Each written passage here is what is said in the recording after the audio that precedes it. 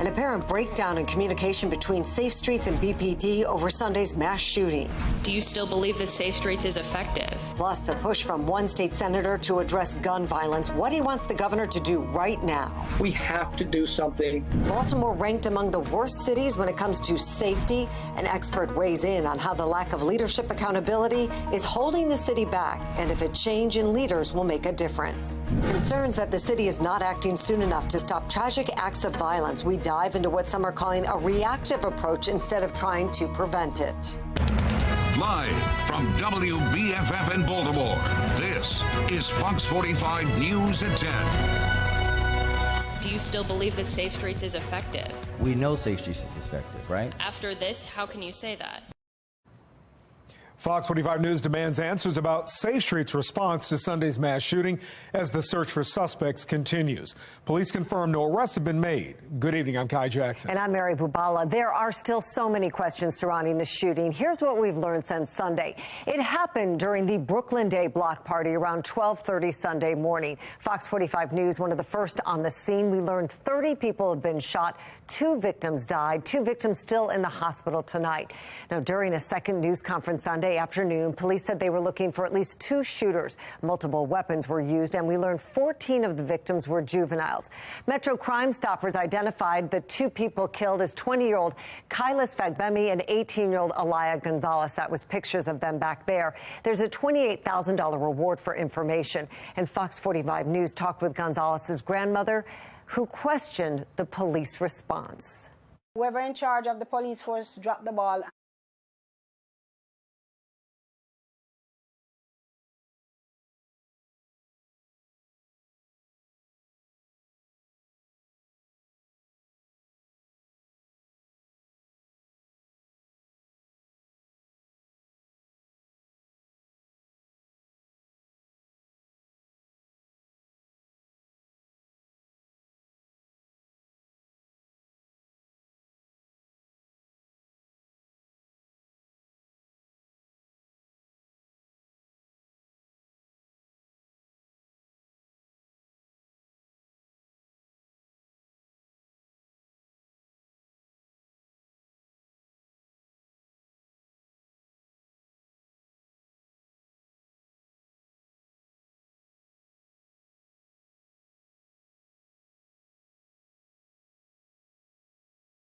Mackenzie Frost, Fox 45 News. And this brings us to our question of the day. Do you believe Safe Streets is an effective tool in curbing crime in Baltimore? So far, 99% of voters say no. You can weigh in right now at foxbaltimore.com/vote. The City Council has held a number of investigative hearings that didn't get the results some would have hoped for. And that includes a hearing on failing math scores earlier this year. Project Baltimore found 23 schools where 0 students among those tested are proficient in math. The council spent more time asking about summer programs than how test scores could be improved. Next week's hearings won't be the first Safe Streets has been under the council's microscope. They held their first hearing on Safe Streets last year, but spent most of that time arguing with then Director of Monzi, Shante Jackson, about why council members weren't told about a change in the program structure. Taxpayer watchdog David Williams says this hearing has to be different. Hopefully it's not just a one-day hearing. You know, the problem is that we don't want the city council to grandstand next week. We want the city council to have real questions and demand real answers. There needs to be constant follow-up to all of these folks and to demand accountability. Fox 45 News demands answers from City Council about Sunday's shooting, and we'll keep you updated on next week's council hearing. Stay with Fox 45 News. Our team coverage on the shooting will continue in 10 minutes with the harsh criticism one Maryland Republican has for Democratic colleagues. A Wallet Hub survey at the end of May ranked Baltimore among the 10 worst cities in America to raise a family. And last weekend's mass shooting is driving home some of those safety concerns. Tonight, growing calls for a change in leadership, but will it make a difference? Fox 45's Keith Daniels joins us live with both sides of this issue. Keith?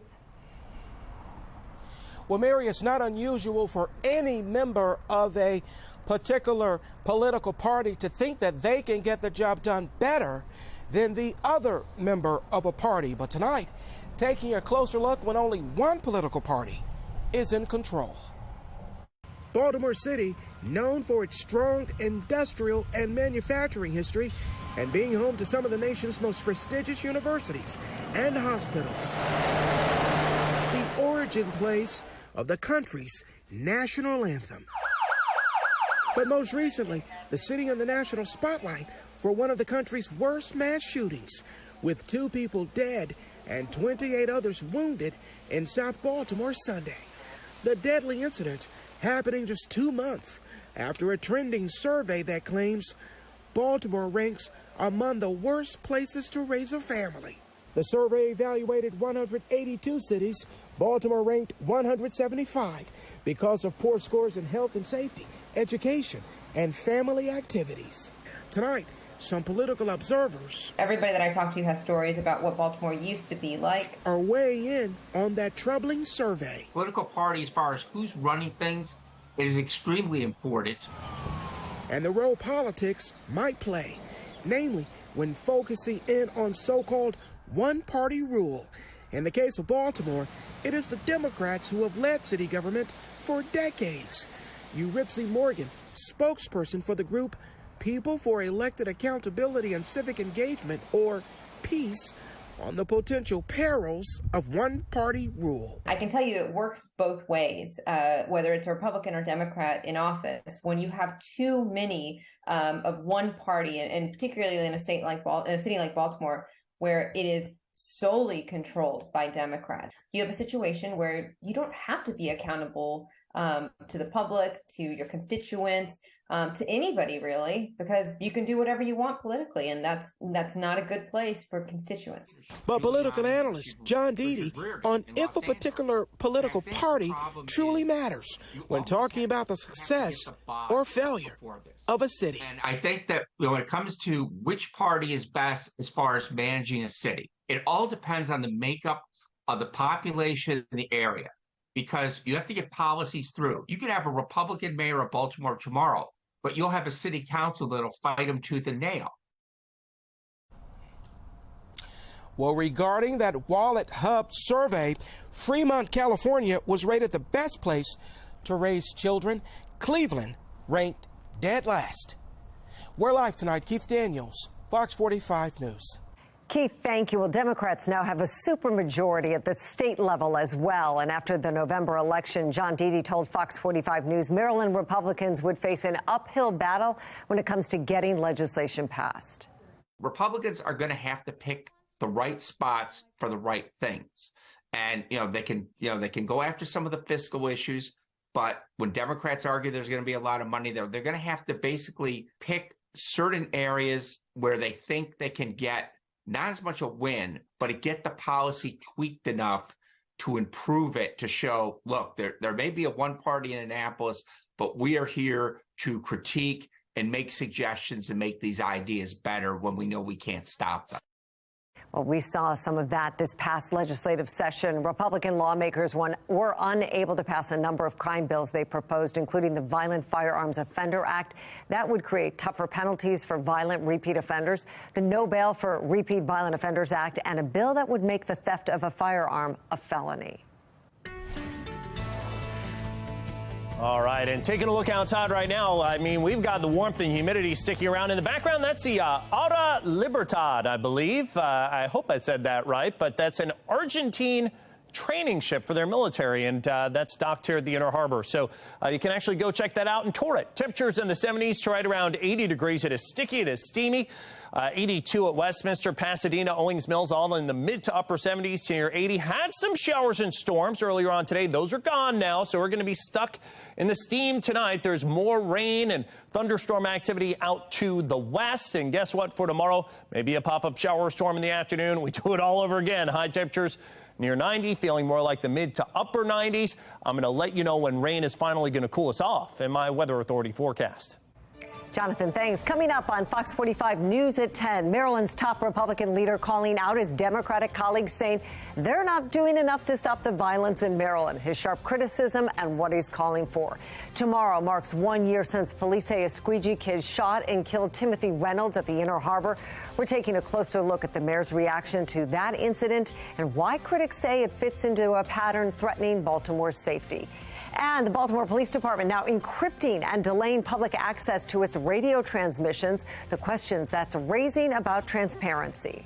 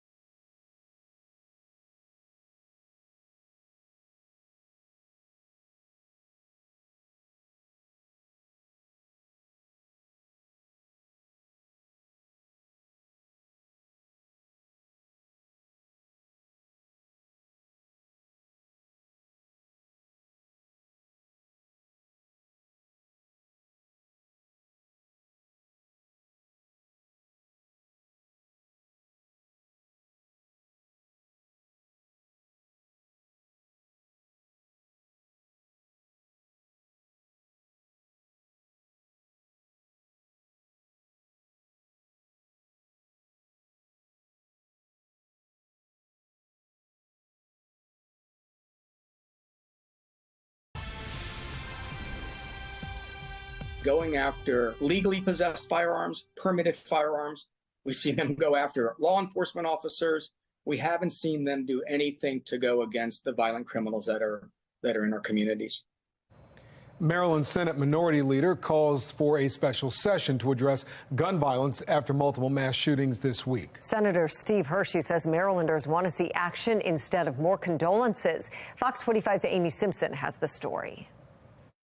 Separated by more than 100 miles, 2 Maryland mass shootings this week, one in Baltimore, another in Salisbury, now sparking calls for action in Annapolis. This doesn't have to be partisan. After Sunday's mass shooting in South Baltimore, which left 2 dead and 28 injured, Senate Minority Leader Steve Hershey taking to Twitter. Elected leaders are talking about root causes. He said in part, Marylanders deserve to know our leaders believe this is an immediate crisis. The immediate thoughts and prayers and the condolences and the, heartfelt expressions that come out from our elected leaders, but nothing that comes out that says we are going to do something about this immediately. Upon written request. Today, Hershey pointing to 2 pieces of legislation that could make an impact now. There should be outrage from the community against their elected officials on why these types of bills are not moving forward. Over the last 4 years, he says the Violent Firearms Offender Act, which would put repeat criminals behind bars, only passed the Senate twice, dying in committee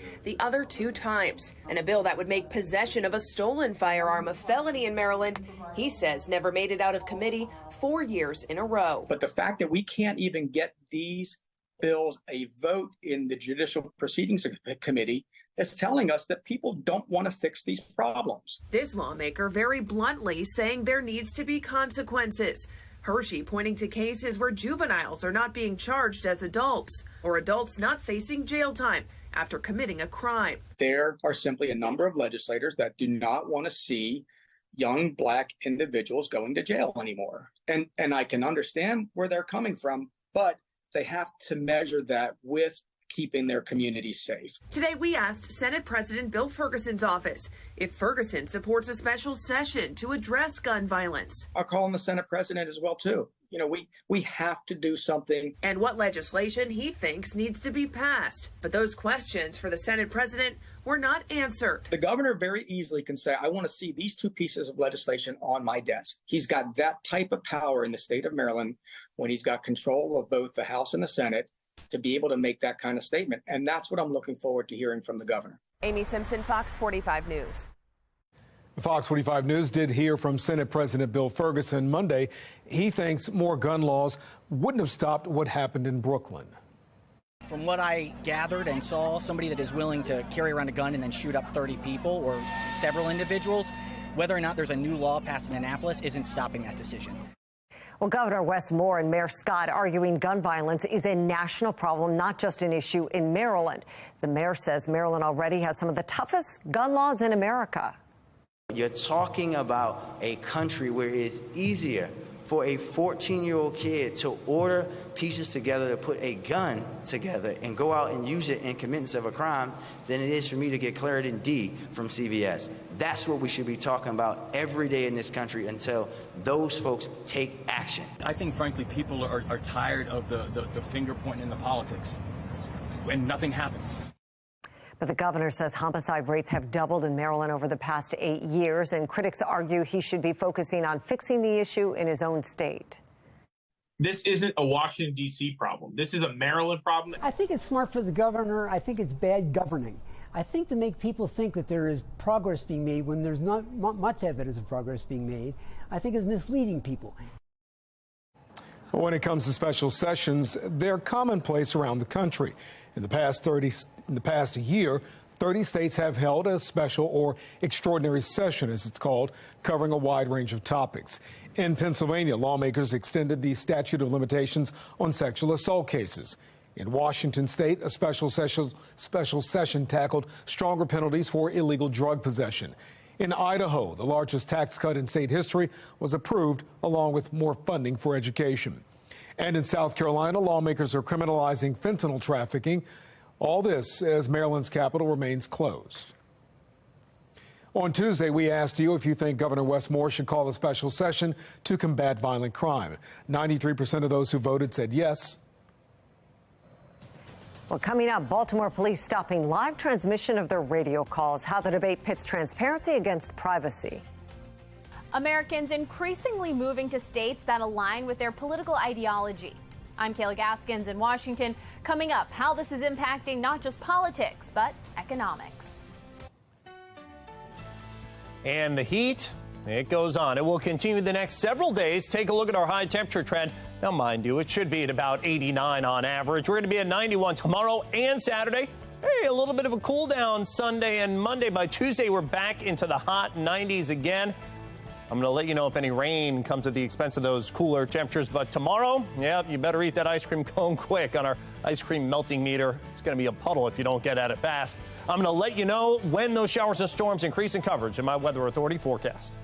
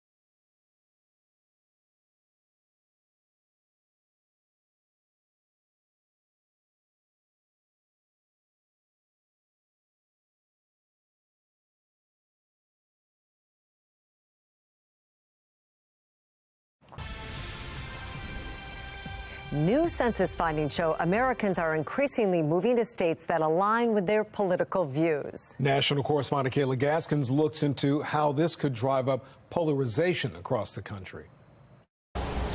Republicans moving to red states. I mean, like the whole country wants to be here. Democrats moving to blue states. Happy Pride Month. Some people just would rather be in environments where they are not constantly in conflict with the people who live closest to them. Census data for 2022 shows Republican-led Texas and Florida gaining the most domestic migrants, while Democrat-controlled California and New York had the biggest losses. The numbers that I've seen suggest that there is an outflow from blue states to red states. Idaho also seeing an influx. I'm from Austin, Minnesota. Born and raised, Memphis, Tennessee. Seattle, Washington. Rounding out the top 10 states people are moving to. It's really chill compared to Washington. So far, I think the area is actually pretty beautiful. I love Boise. My mom doesn't like to hear it, but yes. Yep, plan on staying for a while. There's even a movement in conservative-leaning Eastern Oregon to redraw state lines, allowing them to join Idaho. You have these two very different cultures in the state of Oregon that are sharing the same state and the same state government. And what that does is it causes friction, because as these two cultures are drifting further and further apart, they want less and less the same things. The economic impacts, hard to miss. The Southeast has 6 of the fastest growing states, boosting the region's income by $100 billion for 2020 and 2021 alone. Meanwhile, the Northeast hemorrhaged $60 billion as people fled. The political consequences of migration also coming into focus. The fallout is an even greater level of partisanship. A single party has total control of the legislature in all but 2 states. With more people than ever able to work remotely and live where they choose, current migration patterns show no signs of slowing.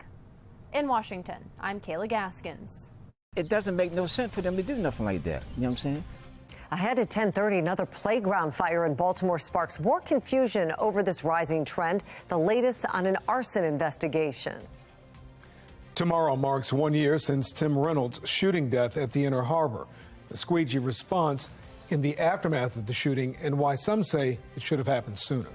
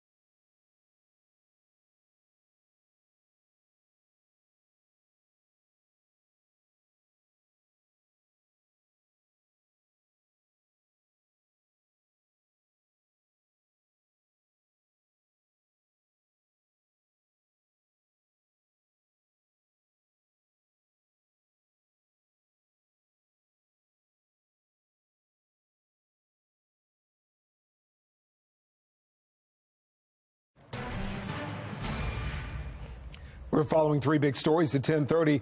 Another playground fire in Baltimore takes place, the third in as many weeks. What police are saying about potential arson and whether the fires are connected. BPD opting to encrypt their radio transmissions, delaying when that information gets relayed to the public. The growing debate over transparency versus privacy. Tomorrow marks 1 year since the death of Timothy Reynolds. Police say he was shot and killed near the Inner Harbor after a fight with a Squeegee kid. It was Reynolds' death that sparked the mayor's Squeegee Collaborative, removing Squeegee kids from some major intersections in the city. But there are still lingering questions over why action wasn't taken sooner. Fox 45 Jeff Abel joins us live with a look into what some are calling a reactive approach to crime rather than a proactive approach. Jeff? You know, drivers had complained for years about attacks at this city's intersections, but critics are still questioning why it took a real crisis before the city leaped into action. Their numbers may have dwindled, but on President Street, the hustle is still on. This was the scene earlier this week. Squeegee kids still hustling drivers in no squeegee zones. I rolled out my window saying, "No, thank you, have no cash." Motorists had complained for years about squeegee kids demanding money. There were shattered windows, drivers attacked, and demands that City Hall take action. He lifted up his shirt, and there was a gun right there. And he started hitting my windshield with his squeegee. He pool cued and popped me right in the face. But it was 1 year ago this week when investigators say a Squeegee kid shot and killed motorist Timothy Reynolds that the cries for action grew even louder.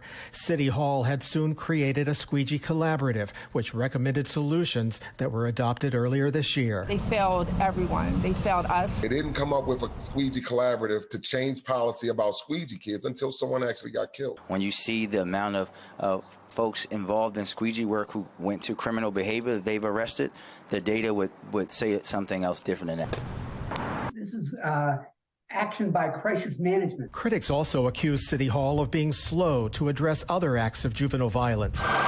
It wasn't until two teenagers were shot at the Inner Harbor this spring that the mayor demanded enforcement of the city's curfew law. And we're going to do everything to save our young people, including enforcing curfew. While the verdict is still out on the impact of the city's new policies, retired Towson professor Richard Vatz says he's not surprised by the years it took for the city to act. And until there's a crisis, politicians don't feel the need to act. And when you have a city in which one party so dominates, that is typical, because there doesn't appear to be any threat to their holding office as long as they eventually act. Well, a 15-year-old Squeegee kid is set to stand trial for murder on July 17th. We're live tonight. Jeff Abel, Fox 45 News. Jeff, thank you. Well, Baltimore leaders touted the summer curfew plan as a way to limit youth crime. But 6 weeks in, we're learning the city is scaling back that enforcement. Critics say it might be time for a complete overhaul. There needs to be a real practical assessment about what young people in Baltimore City need, the direction that they need. And if there are those missing parents or those missing guardians, then figuring out where the juvenile system is failing, where we can help, where the school system can help, but also keeping in mind that, the mayor is in charge of keeping the public peace. We know one of the city's two connection centers closed for good. And as Jeff reported on Tuesday night, the second center has been drastically cutting its hours. It closed at 11 p.m. this past Friday, which is the curfew start time for teens ages 14 to 16. Baltimore police releasing this video of a person of interest following a deadly stabbing in West Baltimore on the 4th of July. This man is seen shopping at a local convenience store. The store is not related to the incident. A 53-year-old man was killed in the stabbing along McHenry Street. Anybody with information on this suspect is asked to call Baltimore police. A man is found guilty of shooting and killing a Wicomico County Sheriff's deputy and will spend the rest of his life in prison. 22-year-old Austin Davidson was sentenced to life without parole. He's convicted of shooting and killing Deputy First Class Glenn Hilliard last year. In court, the 22-year-old apologized to Hilliard's widow and family before sentencing. A Fox 45 News investigation found Davidson was out on probation for a robbery in Baltimore City when the murder occurred. Experts have questioned why he was let back on the streets. Warped metal and plastic, all that is left after a playground fire last night in South Baltimore along Cardiff Avenue. Citizen video showing the playground going up in flames. It is the third playground fire in recent weeks. A fire at this playground at Martin Luther King Jr. Elementary Middle School forced it to close. That fire being investigated as arson after it was found to be intentionally set with wooden pallets placed under the jungle gym. Police say this is the only fire currently connected to arson. Pallets was around the playground area. They was all round up in a line, you know what I'm saying? And they must have put the pallets there, set the pallets on fire, and they got to the plastic. Somebody jealous, mad, upset about something, you know? I mean, 'cause it doesn't make no sense for them to do nothing like that, you know what I'm saying? Detectives are currently questioning if any of the fires are linked. The Baltimore Police Department is now encrypting and delaying public access to its radio transmissions. Fox 45's Alexa Ashwell looks into why BPD is making that change and the questions it raises about transparency. He's shooting. It was just last week when a deadly officer-involved shooting unfolded live over the Baltimore Police Department's radio airwaves. Stop the crossfire now! Real-time access the public will no longer have. After years of talks, the Baltimore Police Department has officially switched to encrypted radio systems and devices. Instead of listening live, the public will only be able to access audio streams on a 15-minute delay and through the online platform Broadcastify. The Baltimore Police Department, writing in part, Broadcastify presents us with the opportunity to focus on officer safety. It also assists with interagency operability, since many neighboring agencies are already under encryption. Concerns center around transparency and right to real-time access, not only by the press, but general public as well. Number one female shot in the left leg. They need some units here. I need medics here. Just days ago, gunfire erupted within a crowd of hundreds of people, sending them running for their lives during the Brooklyn Day Festival in South Baltimore. 30 people were shot, 2 of those victims killed. The Reporters Committee for Freedom of the Press here discussing the topic, writing in part, the debate over police radio encryption shows how technology is relevant to First Amendment questions. Former Baltimore Police Deputy Commissioner Jason Johnson weighing in.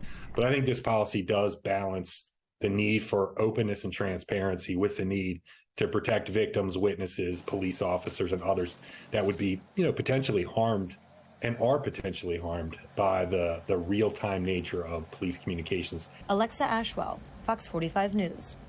Today is also the first day of the public comment period on BPD's proposal to use drones to investigate crime scenes. The drones would also aid in active shooter calls, barricades, and hostage situations. The Department of Justice and federal consent decree monitoring team helped outline the policy. BPD has provided an online feedback form, a link to share your support or concerns, available right now at foxbaltimore.com. Public comment will run for 30 days. National Civil Rights Attorney Ben Crump joins Chicago principals in a lawsuit against Chicago Public Schools. They're accused of unfairly firing black principals. Crump says it has a direct impact on how children will perform in school.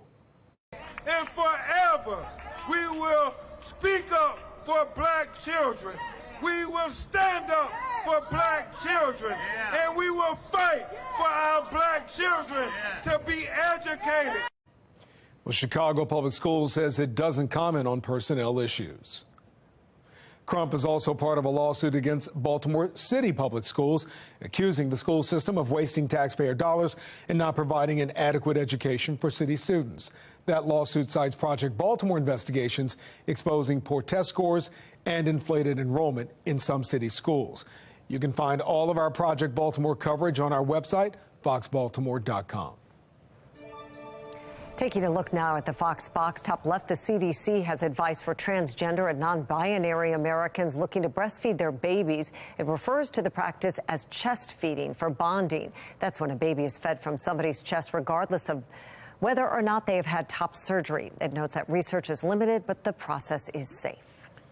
The top right, 7 Republican attorneys general say Target's Pride collection may violate child protection laws, claiming the company is promoting gender and sexual identity to children.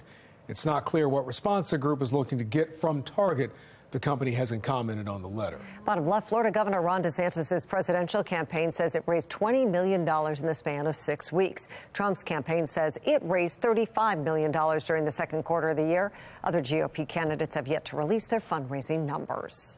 On the bottom right, ice cream company Ben & Jerry's saw a drop in its stock price following controversy surrounding its 4th of July Twitter post stating the United States exists on stolen indigenous land, calling for a commitment to return it.